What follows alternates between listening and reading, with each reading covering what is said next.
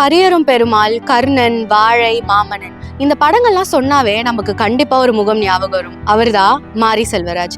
மாரி செல்வராஜ் அவர்களோட படம் நம்ம ஒவ்வொருத்தரையுமே பாதிக்கவும் வைக்கும், சிந்திக்கவும் வைக்கும். மெயினா யங்ஸ்டர்ஸ்.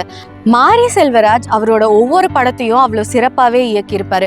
அவரோட கதைகள் எவ்வளோ ஆழமா இருக்குமோ அந்த மாதிரி அவரோட கதைகள்ல வர ஒவ்வொரு பாடல் வரிகளும் அவ்வளோ ஆழமாவே இருக்கும். அந்த ஒவ்வொரு பாடல் வரிக்கு பின்னாடியும் மாரி செல்வராஜ் அவர்கள் தான் இருக்காரு.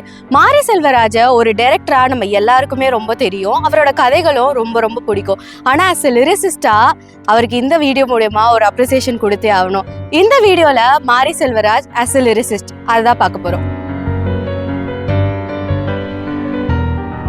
பரியரும் பெருமாள் படத்துல அவரோட வரிகள்ல வெளியான பாடல் தான் கருப்பி. இந்த கருப்பி பாடல்ல கருப்பிக்கும் பரியனுக்கும் உண்டான உறவை ரொம்ப அழகாவே சொல்லியிருப்பாரு.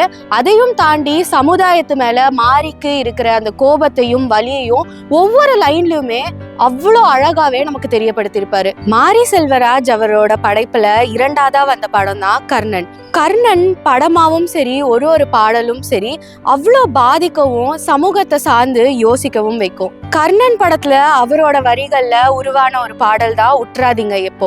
இந்த பாட்டுல அந்த ஊர் மக்களும் கர்ணனும் அவங்களோட ஊரை போராட்டங்களை தாண்டி எப்படி பாதுகாக்க போறாங்க அப்படின்றத அவரோட வரிகள்ல ரொம்ப அழகாவே தெரியப்படுத்திருப்பாரு மாரி செல்வராஜ். மாரி செல்வராஜ் அவரோட இயக்கத்துல ஒவ்வொருத்தரையும் திரும்பி பார்க்க வைத்த படம் தான் வாழை. இந்த வாழை படத்துல அவரோட வரிகள்ல இடம்பெற்ற பாடல் தான் பாதவத்தி.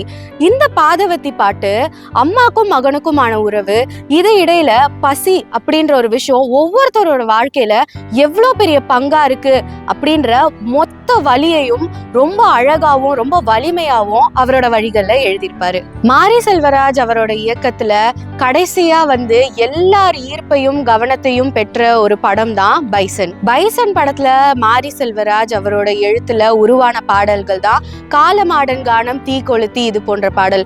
இந்த பாட்டுலயும் சரி இந்த ஒவ்வொரு வரிகள்லயும் சரி காதல், வீரம் எல்லாமே அவ்வளோ அழகாவே அவர் தெரியப்படுத்தியிருப்பாரு. மாரி செல்வராஜ் எழுத்துக்கள்ல ஒவ்வொரு பாடலையும் நம்ம ஒவ்வொருத்தரும் கண்டிப்பா கேட்டே ஆகணும். அதுல மிகவும் முக்கியமா கருப்பி பாடல். ஏன்னா இந்த பாடல்ல ஒட்டுமொத்த படத்தையும் சரி இந்த சமுதாயத்திற்கு மேல அவருக்கு இருக்க கோவத்தையும் வலியும் ரொம்ப அழகாவே அவர் அமைச்சிருப்பாரு. கண்டிப்பா மாரி செல்வராஜ் இயக்கத்துல ஒவ்வொரு படங்களும் சரி ஒவ்வொரு பாடல்களும் சரி நம்ம ஒவ்வொருத்தர் வாழ்க்கையிலயும் ஒரு பாதிப்பை ஏற்படுத்தி இருக்கோம். அவர் இயக்கிய படத்துல எது ரொம்ப பிடிக்கும்னு கீழே கமெண்ட் பண்ணுங்க. இந்த மாதிரி நிறைய வீடியோஸை பார்க்க மெஸ்மரைஸ் ப்ரொடக்ஷன்ஸை ஃபாலோ பண்ணிக்கோங்க.